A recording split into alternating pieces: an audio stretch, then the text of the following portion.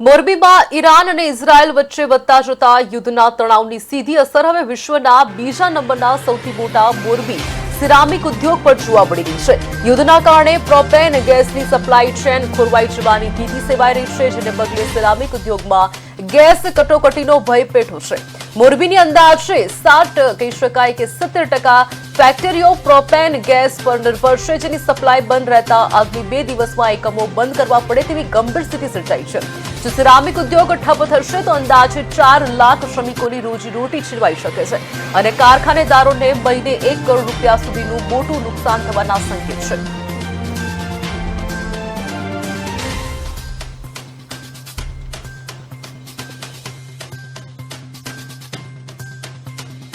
હાલમાં જો સિરામિક ઉદ્યોગની વાત કરીએ તો અત્યારે જે યુદ્ધનો માહોલ સર્જાણો છે અને જે અત્યારે હાલમાં યુદ્ધની પરિસ્થિતિમાં જે નિર્માણ થયું છે, વૈશ્વિક લેવલે જે યુદ્ધ થઈ રહ્યું છે એના હિસાબે જે પ્રોપેન અને નેચરલ ગેસની જે સપ્લાય થઈ રહી છે એમાં અત્યારે વિક્ષેપ ઊભો થયો છે।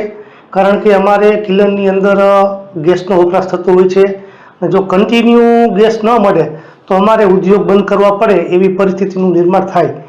હાલની અંદર જોવા જઈએ તો પ્રોપેન સપ્લાય કરતી કંપની છે તેમની પાસે 2-3 દિવસનો જથ્થો અવેલેબલ છે।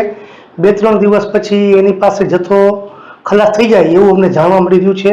ગુજરાત ગેસ પાસે પણ 10 દિવસની આજુબાજુ સપ્લાય થાય એટલો ગેસ હોય એવું અમને અત્યારે જાણવા મળ્યું છે।